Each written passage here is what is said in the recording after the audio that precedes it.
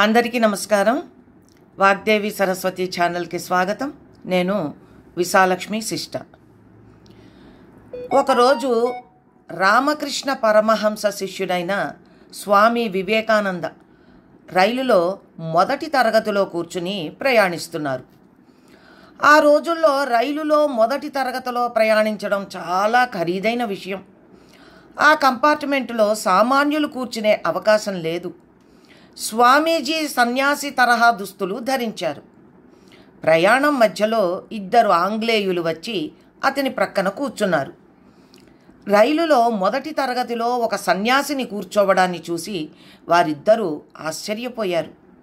సాధువులకు చదువు రాదని, వారికి తమ ఇంగ్లీషు తెలియదని భావించారు. అంతే, వారిద్దరూ వివేకానందుని చూసి ఇంగ్లీష్లో నిందించడం మొదలుపెట్టారు. సాధువులు భూమికి భారం లాంటి వారని, ఇతరుల డబ్బుతో సాధువులు రైలులో మొదటి తరగతిలో ప్రయాణిస్తుంటారని వారు ఆరోపించారు. ఇలా చాలాసేపు ఆంగ్లేయులిద్దరూ స్వామీజీ గురించి చెడుగా మాట్లాడారు. వివేకానందునికి వారు మాట్లాడిన ఆంగ్ల సంభాషణంతా అర్థమయ్యింది. కానీ వారి విమర్శలకు స్పందించకుండా మౌనం వహించారు. కొంతసేపటికి ఆ కంపార్ట్మెంట్లోకి టికెట్ కలెక్టర్ వచ్చారు. అతనితో వివేకానందుడు ఆంగ్లంలో మాట్లాడారు.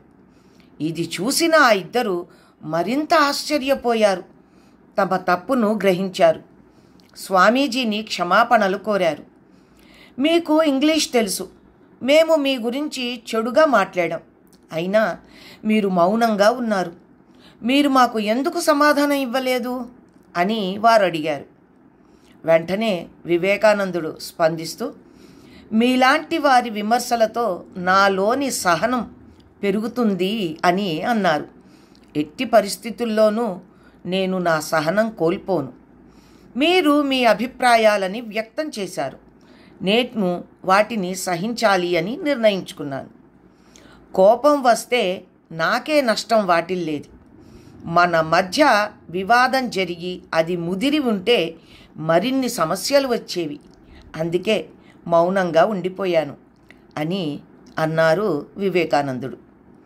ఈ ఉదాహరణ ద్వారా మనం సహన గుణానికున్న గొప్పతనాన్ని తెలుసుకోవచ్చు. అంతే కదా.